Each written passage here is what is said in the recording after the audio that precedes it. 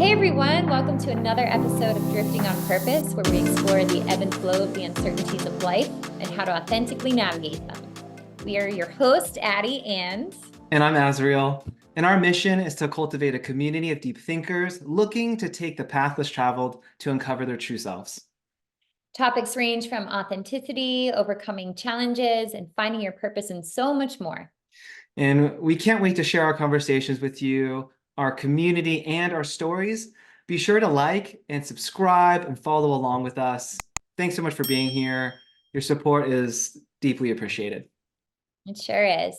And so on today's episode, we are going to be talking about the longest human study ever conducted on health and fulfillment over a lifetime, and some of the insights that they grabbed from this study. So Dr. Robert Waldinger, he's a professor of psychiatry at Harvard Medical, and he's also the author of The Good Life, was the director of an 80-year-long study that followed participants from adolescence into old age. And they collected data on their physical and mental health, their jobs, their relationships, and more. And one of the overarching themes that they conducted from this study and they found from this study was that close relationships and social connections are crucial for the well-being as we age. So people close to us, our connections, our relationships, these people act as stress regulators. So they kind of help our bodies slow down and calm down and return to equilibrium after some challenging life events. And what they found was that the study showed that people who had these types of connections and people that they could talk to during stressful times, they showed lower rates of diabetes, lower rates of arthritis, chronic conditions, and cognitive decline.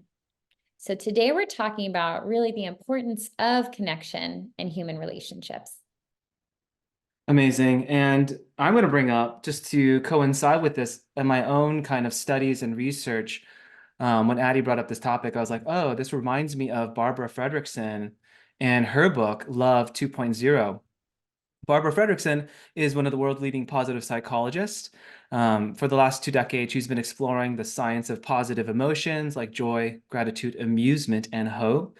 And she runs the Positive Emotions and Psychophysiology Lab out of University of North Carolina.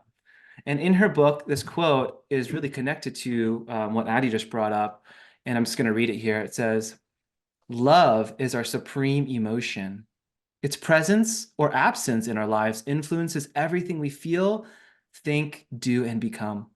It's that recurrent state that ties you in your body and brain alike to the social fabric, to the bodies and brains of those in your midst. When you experience love, true heart, mind, soul expanding love, you not only become better, able to see the larger tapestry of life, and better able to breathe life into the connections that matter to you. But you also set yourself on a pathway that leads to more health, happiness, and wisdom." And I think it's just so amazing that this study, this Harvard study, and Barbara Fredrickson's research over the last couple of decades is so tied in. The Harvard study talks about connection, and Barbara specifically calls it love. And she calls it love 2.0 because she describes love 1.0 as connection or love with people around you, your immediate family. But when you go above and beyond that, outward to your community or just the people in your neighborhood, something really magical happens. She calls it positivity resonance. And so it's like love is found in these tiny moments, the micro moments in which we are truly present, sharing a positive experience with someone. When that happens, our brains and bodies synchronize in truly stunning ways. Sprinkle in some mutual care for others' well-being, and you have positivity resonance, aka love. And I think that's the magic with community, right? Oh, absolutely. And what I immediately think of is I'm so lucky to have a coffee shop in my community. It's called Aspinwall Beans and Cream. And I see pretty much the same people there every single day, but it's one of the best moments of my morning. because I get to say hi to Pete and Sam and Megan and all the baristas behind the counter. But then you go into these coffee shops and there's Pi, who is a local restaurant owner, and his buddy Nico, who's in his 80s and he still boxes, and you've got children and their families, and everybody's just commingling. And is such a great feeling, because not only are you're watching these people and you get to interact with these people that you may not necessarily get to in other aspects of your life, but it also does breed that warm feeling of community. And every time I go there, I just get this immediate sense of gratitude of how lucky am I that I get to be in such a great environment where, you can say hi to the barista. You can say hi to an 80-year-old sipping coffee with his buddy, talking about restaurants and cracking jokes. And it is so important, and I think for people that may be struggling with really, really intimate relationships in their lives, this doesn't mean that you can't have this sense of community or this sense of love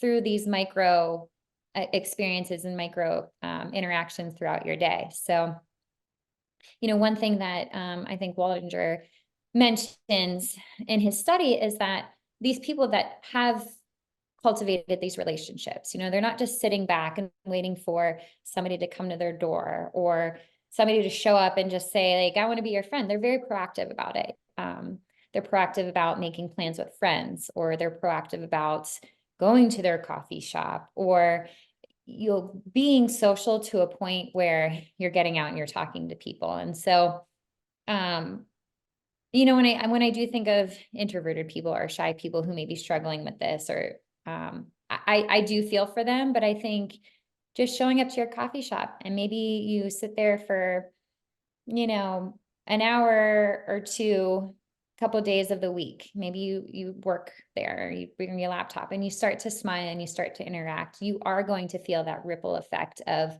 love and gratitude and community. And I think over time, that's just going to build so that you do have a sense of community. Yeah, I like this quote to go along with that, which is, love doesn't just sit there like a stone. It has to be made like bread, remade all the time, made new by Ursula K. Le Guin. And I do feel like, so as an introverted person, I'm like an introvert extrovert. Me too. So yeah, so I'd rather be like alone at home and be chilling and in my cozy space. But I've called myself an extrovert outwardly, but that's been a cultivated thing. I mean, honestly, that's been something that I've been practicing to be that way. Going out for me and just interacting with someone now is much easier because I've practiced that. But what I'd recommend for someone who is feeling very introverted and it's hard for them socially, is to go out, like you said, and give a smile. Mm-hmm. Is to perhaps even say, like, a meditation or a prayer or a mantra, that I am giving love off as an energy. Mm-hmm.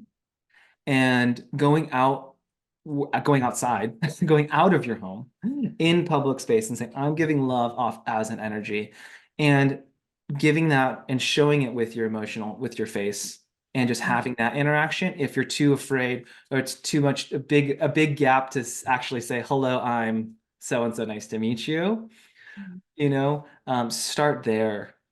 I also think starting with something like a compliment. Mm-hmm. Hey, Addie, that necklace is really beautiful on you. It matches your eyes. Thank you. Beloved. You're welcome. You're welcome. And that is something, if you can do things like that, you're gonna feel, I just, you give that positivity resonance to that person, but you're feeling it too. And what's cool about Barbara Fredrickson's studies is that she says that someone else that witnesses that, two strangers interacting in that way, they get the positivity resonance as well. I think that's really profound. So when we're giving love, when we're receiving love, and people see it, it's a ripple, and we're literally affecting our world. Like Gandhi says, be the change you want to see in the world. That's one way we can be that change, is by simply getting out of ourselves and looking around and having those opportunities to have those interactions with others. Yeah, I think it's so important. And let's take a step back and sort of review the COVID years, right? Mm, And I feel like it was a really, really difficult time for a lot of people.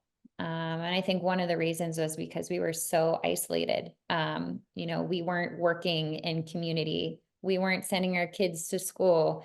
We weren't going out to restaurants. We weren't going to coffee shops. We weren't having that necessary need to connect to people. And so mhm. I feel like a lot of people felt isolated. And in general, the study concluded that 40% of adults already feel isolated and alone most of the time. So adding a pandemic on top of that and taking those connections away, you can understand why, it was so difficult for people. And I remember too, half joking, half being serious, is like when we started to re-enter into the world and come back into the world, it was hard to have conversations with people because it was like we forgot how to do it. Yeah. And, I noticed that I was giving grace to people, but I feel like people were also giving grace to others for, coming back into that way of communicating. And so it just goes to show you how important connection is and how important it is to your mental health and your physical health and just your overall well-being. Yeah. And I think it's interesting too that Barbara Fredrickson talks about exiting your cocoon of self-absorption. Mm. It's basically where we all live all the time. Hmm. And like you said, during COVID years, it was obviously heightened to exponential degrees. Yeah. Um, but in order to, when we can do that, when we can see beyond the narrow confines of our own goals or our own thoughts or our own worries, Hmm. that is really powerful to Hmm. be able to connect with other people. And mhm. Yeah, no, I love that so much. And it kind of goes back to what Sensei Victoria Whitfield was saying last week, with the awe effect, right? Like nowadays, we are so connected to our phones, right? And so Yes. we're creating this isolation, this bubble around us. We're not even focused. Like what we're looking at is so close to our face that we're forgetting what's beyond us and beyond our world and beyond what we're looking at on our phones. And I think it's so important, and I would challenge our listeners to just put down all digital and just go outside and take in the awe and the beauty of nature and your community and the people that surround you and the sky or the mountain range or the field or the streams, whatever it is. Write down 5 to 10 things that just ground you and just take your breath away. And it could be as small as a ladybug or a beautiful flower. But I think getting out of that little bubble and into the world and engaging again with your community, engaging again with nature, engaging with your own self and being present within your body and not being so distracted all the time, I think is also going to help to open that cocoon up and allow yourself to live a more fulfilled and healthy life. Yeah, absolutely. And to be able to go beyond our phone, which is like, I feel like this technology, talking about pandemics, I almost feel like that's causing a pandemic of isolation. And I Mhm. don't know when this 80-year study concluded, but to talk about 40% of adults, adults are feeling lonely already. I'm wondering what it is now, Oh, yeah. with this tech, that we do every day. But to go beyond that, to put it down, to open up, to practice gratitude, to be thankful for the relationship we already do have, and then Mhm. to cultivate more Mhm. and authentically put ourselves out there, Mhm. and perfectly imperfectly, Yeah, yeah, yeah. saying hi to someone, and I think in that study, he also talks about, or the article talks about, it's not putting like an Instagram post and waiting for likes. It's being proactive and actually calling someone. Right. Exactly. And I think this goes beyond just adults too, especially with the tech age. Mm, So many adult, preteens and adolescents are showing sky high rates of depression and anxiety. And, I think we were blessed in a sense that we were sort of the last last adolescents to go through life without being constantly connected to a phone or the internet. And I mean, growing up back then was hard, and I can't even imagine being constantly flooded with all this information that you get through social media, and then feeling connected to your peers and feeling connected to yourself on top of it when you're going through so many changes. And so if there are parents listening, I think it's really important to carve out that time, not only for yourself to get outside and to take in nature, whatever it may be, but also to connect with your children and have them do the same types of practice, so that they can see that the world is much larger than what's sitting in their phone. Yeah, and this idea of love 2.0 is really about connection. And I think Mhm. that's what we're talking about. Love is connection. And Barbara Fredrickson says, love upgraded as positivity resonance comes in many flavors. It bends towards compassion when suffering is salient, and it bends towards celebration when good fortune is salient. Above all, love is connection. In Mhm. connection, you are far more likely to recognize what other people are going through and meet them where they are, sincerely wishing them the very best. Mm. So it's this idea of compassionate love and celebratory love. It Mhm. looks different, but the whole point is get out there and Mhm. connect to the best of your ability, wherever you are at in your Mhm. life or wherever you are at in your feelings. It is so important. That's the whole point of the study, is who are you connecting with today? And it reminds me of a couple things. This idea that children spell love Time. Mm. Mhm. And then the other concept that comes to my mind is we are the average of the 5 people we are around the most. Mhm. Who are you connecting with? Who is around you? What information are you hearing? What digital mentors are you listening to all the time? News sources or this or that. So who are you being around? What connections are you cultivating? That's so important too. And just maybe having weekly check-ins with yourself too. Mm. If you've been hanging out with somebody and every time you come back, you're like, that it just doesn't feel great. Like I'm not really vibing, or I'm not sure that their principles are the same as mine, or and so again, just being able to sort of differentiate between the two of those, and cultivating the ones that do feel good, versus softly letting go or walking away from things that don't serve you. Because the one thing that Dr. Waldinger does talk about is these are healthy relationships. These are relationships that bring value to your life, and not tear you down, and the toxicity and stuff like that. We those types of relationships just do not serve you well, and are going to have the opposite effect. Yeah, there's so many things that add and create, something that we call a good life, Mhm. right? And, the recipe is different for every human. We're Mhm. all unique.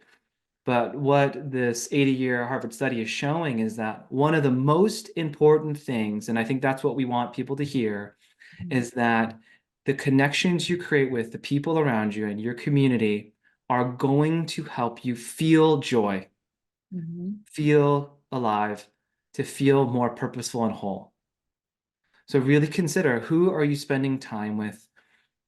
How are they adding to you? And how are you adding to them? Mhm. What are you giving to them as well? Are you just taking, or are you also giving? Mhm. Yeah, the you get what you give, right? So what you pour out into the world, you hope to get back. Um, and so you want to be cultivating those positive memories, positive experiences, um, so that you're surrounding yourself with better vibes, better energy, better people, all that kind of stuff. So, Yeah. mhm. Thanks for wanting to talk about this. I think Absolutely. I think this is our total mission. It's just to cultivate a community of deep thinkers. Mhm. If you're someone that's interested in connecting, please reach out to Addie or I on on Instagram or social media. I could even put my email address on the show notes. And if you are looking to connect further, that's why we're here. This is why we're doing this. So to challenge people to cultivate your community where you are at, wherever you are, in whatever state you are, start doing it and seeing the benefits of that. So on that note, you guys, thanks for catching us on another episode of Drifting on Purpose. Be sure to subscribe, like, and comment so we can continue cultivating this community of deep thinkers. We're so happy you're here, and we can't wait to see you next week. Thanks for stopping by. Bye, everyone. Thank you.